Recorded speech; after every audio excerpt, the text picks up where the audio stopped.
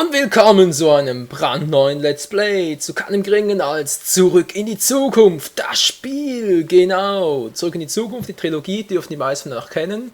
Und das Spiel soll, ja, eigentlich den vierten Teil darstellen. Es ist das Ganze in 5 Episoden insgesamt unterteilt. Und ja, ich bin gespannt, ich spiele es zwar blind, aber wie gesagt, ich weiß nur, dass es 5 Episoden sind, mehr auch nicht. So, hier habe ich bereits mal alles eingestellt, von Sprache und so weiter. Nach den Einstellungen dürfte soweit alles eingestellt sein, wegen der Auflösung und so weiter und so fort. Deshalb können wir gleich losspielen. Ja. Was? Bevor es losgeht, soll das Spiel dir mitteilen, wenn Martin neue Ziele hat? Ja, wieso nicht? Dachte gerade, das Spiel wäre abgestürzt. Nein, zum Glück nicht. Jo, dann starten wir doch mal, wa? Telltale Games. Okay, ich bin bereit. Guten Abend, ich bin Dr. Emmett Brown. Ich stehe auf dem Parkplatz der Twin Pines Mall. Es ist Samstag früh am 26. Oktober 1985, 1:18 Uhr. Und dies ist Zeitexperiment 1. Komm, Eini. Hierher, guter Junge. Rein da. Mach schön Sitz.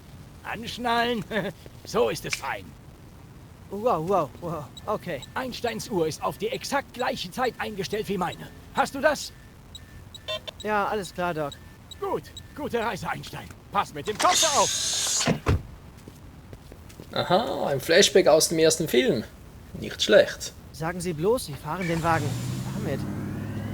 Pass auf. Okay, gut. Hab es.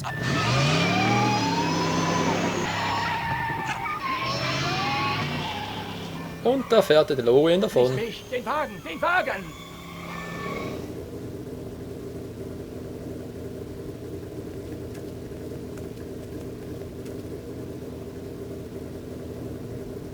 Wenn meine Berechnungen stimmen, dann wirst du bei Tempo 140 etwas wirklich Unglaubliches erleben. Bleib hier, bleib hier! Oh.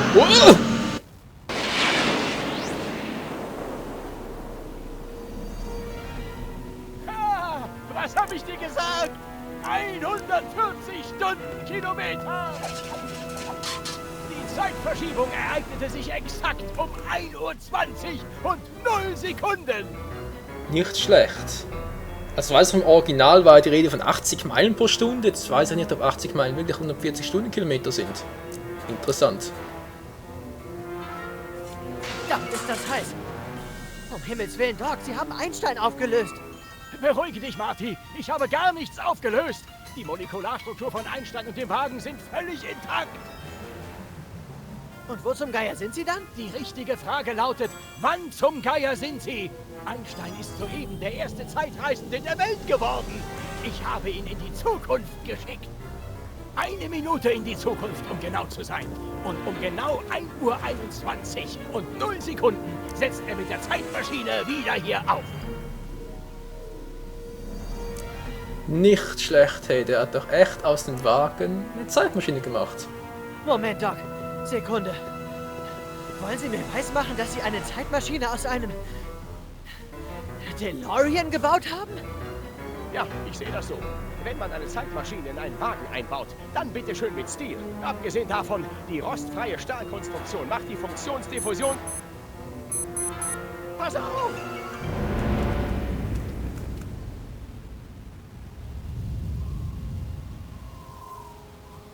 Ja, und jetzt? Doc? Das ist seltsam. Wo ist das Auto, Doc? Es hätte vor 27 Sekunden hier sein sollen. Doc, was ist mit Einstein passiert? Kein Grund zur Sorge. Es ist wahrscheinlich nur eine kleine Abweichung der Zeitleitungen. Marty, gib mir mein Notizbuch.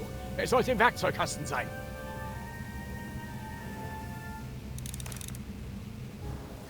Okidoki, Leute. Da haben wir schon mal die erste Szene, die im Spiel jetzt neu ist. Denn im Film ist der DeLorean mit Sound Einstein wirklich hier wieder aufgetaucht. Mal kurz gucken, ob es funktioniert wie es sollte. Ja, klappt doch die Steuerung 1A. Ja, okay, der Hinweisblock hier oben. Ja, Hinweis, was bisher geschah. Aber nicht also.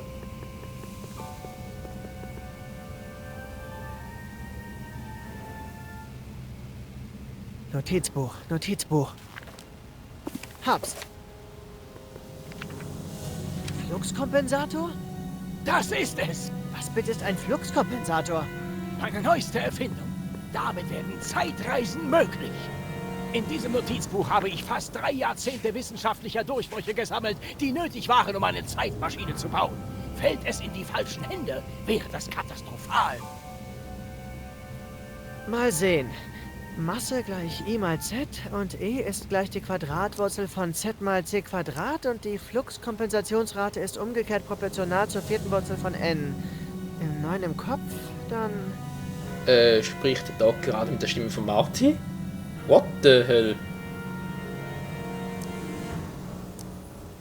Mal sehen. Wären die Konsequenzen katastrophal. Wow, Déjà-vu. Ah, nicht nur er.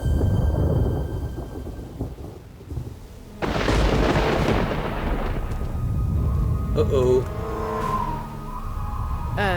Doc?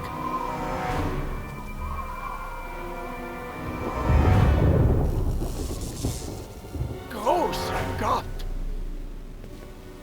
Verdammt, Doc, was haben sie angerichtet? Ich habe einen furchtbaren Fehler gemacht.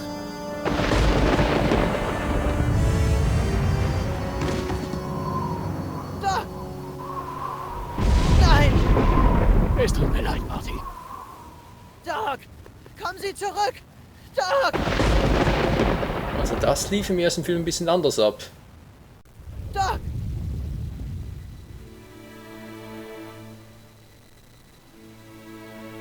Marty, ist alles okay?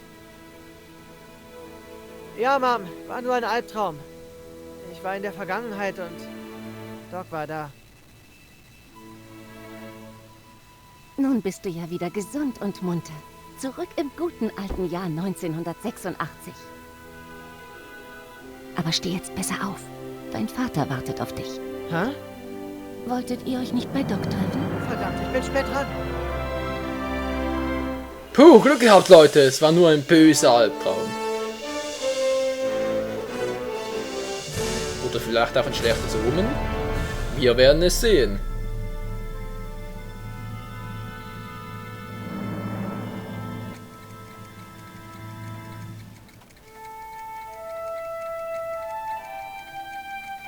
Folge 1. Es ist an der Zeit.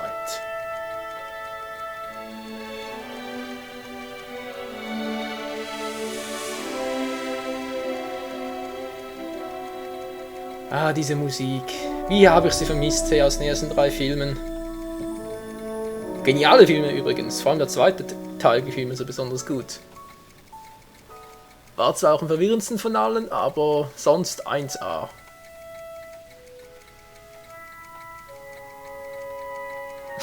Die ganzen Uhren hier. Drivers, Primary Diver, Overdrive. Ja, nee, ist klar.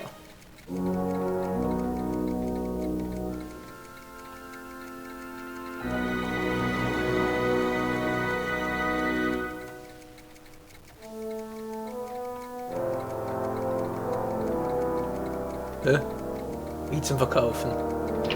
Dad, hat er schon begonnen, der Verkauf? Besser spät als nie.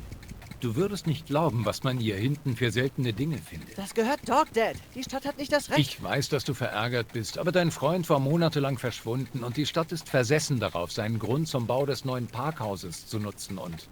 Hey, ist das eine Erstausgabe von Jules Verne? Das ist nicht fair. Aber zumindest kann es nicht noch schlimmer kommen. Hey Marty, Oh nein, Hi, Biff. schaust du, ob bei dem Verrückten ein paar Schätze vergraben sind? Nein, ich schätze, ich schwelge nur in Erinnerung.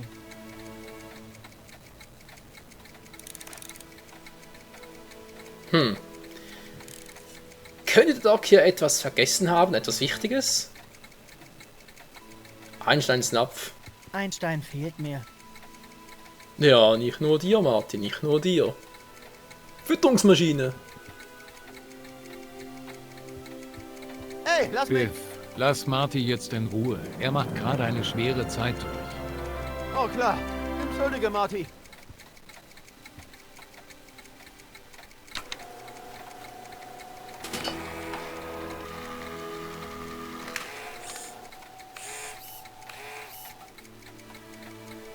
funktioniert, wie sie sollte. Mann, gehen wir aus dem Weg da. Könnt ihr irgendwie... Ich frag mich, warum Doc die nicht mitgenommen hat. Ja, kann das irgendwie beenden oder sowas? Moment mal schnell, das muss ich irgendwie anders machen. Hinweise. Noch ein Hinweis? Nö, danke. Ich möchte das gerne irgendwie beenden, wenn das irgendwie möglich wäre. Hallo? Was? Nee, beenden.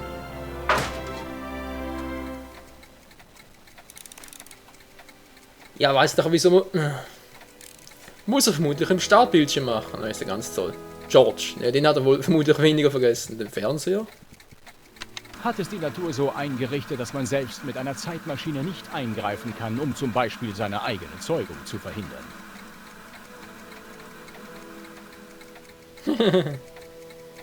Ja, ja, das hätte Marty im ersten Film ja beinahe geschafft, wa? Aber egal. Gut, das kann es alles irgendwie nicht sein. Uhren.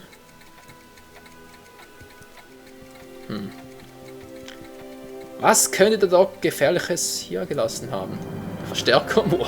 Es hat ewig gedauert, sie zu reparieren, nachdem ich sie überladen hatte. Und jetzt kauft sie irgendein Trottel für ein paar Cent. Tja. Das Teil haut garantiert rein, ey. Alter Falter. Lasst uns mal richtig aufdrehen. Marty? Das hast du doch schon im ersten Film gemacht.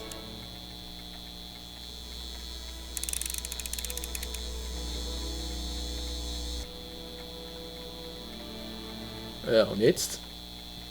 Es hat ewig gedauert, sie zu reparieren, nachdem ich sie überladen hatte. Und jetzt kauft sie Wir haben ihn zwar aufgedreht, aber irgendwie scheint nichts zu passieren. Ja, okay, also im nächsten Part schaltet das garantiert aus. Das nervt nur hier. Weitere Uhren. Die können es wohl auch nicht sein. Das würde Jennifer gefallen. Sie mag alten Kram. Ja, ja, seine Freundin. Aquarium. Wohl auch kaum war. Ein Aquarium? Ich wusste gar nicht, dass Doc Fische hatte. Docs Fische hatten einen komischen Geschmack. Fast so wie Doc. Ja. Seine Fische wohlgemerkt. Gut, was haben wir sonst noch? Was ist denn das da? Rathausplatzmodell. Achso, auf der anderen Seite. Doc hat dieses Modell der Innenstadt von Hill Valley schon 1955 gebaut. Sogar die Turmuhr funktioniert. Was zum... Ist das Docs Notizbuch da drin? Hey, das sieht genau aus wie das Gerichtsgebäude. Das muss man ihm lassen. Er hat geschickte Hände. Biff, kann ich das mal sehen? Das würde super in mein Aquarium passen. Was Neues für den Karpfen zum dran knabbern. Behilf. Komm schon, ich hab's zuerst gesehen. Ja, da hast du wohl recht. Aber ich hatte es zuerst in der Hand. Wie bisher, Biff. Naja, mal sehen, was wir hier haben. Sieht aus wie ein Plan für irgendwas. Das ist nicht ein gut. Fluxkonformator. Das geht dich nichts an. Doc wollte, dass ich... Braun ist hinüber, Kleiner. Aber das könnte etwas wert sein.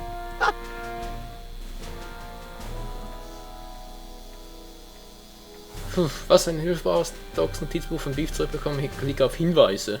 Nee, ich möchte zuerst gerne selber versuchen. Was könnte ich da machen? Biff.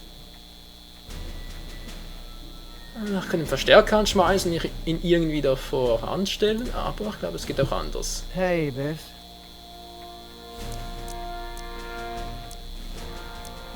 Ich will das Notizbuch nur, weil ich daran hänge. Es ist wie ein Stück von Doc. Doc ist tot. Zeit, dass du darüber hinwegkommst. Du Arsch, hey! Es ist nur ein Notizbuch mit Docs Kritzeleien. Was hat Doc schon erreicht? Nichts. Dann ist es wertlos, oder?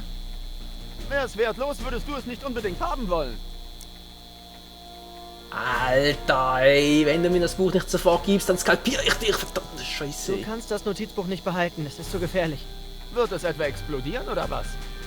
Nun, so etwas in der Art. Ich versuche mein Glück. Der hat aber auch auf alles eine blöde Antwort, hey. Ich kaufe das Not, ja, mit was denn? Ich bezahle dafür. Wie viel? Bingo. Wenig. Das Notizbuch wäre für dich bedeutungslos. Du würdest nicht verstehen, worum es geht. Willst du sagen, ich wäre zu dumm? Jo. Du kannst das Notizbuch nicht behalten, es ist zu gefährlich. Wird es etwa explodieren oder was? Nun, so etwas in der Art. Ich versuche mein Glück. Ach, du bist doch wohl... Fettsack. Okay, Leute. Ja, das ist eine gute Frage. Wie luchse ich denn wie voll das Notizbuch ab? Wisst ihr was? Das und noch vieles mehr im nächsten Part von Zurück in die Zukunft, das Spiel. Ich hoffe, es gefällt euch und bis zum nächsten Mal. Ciao zusammen.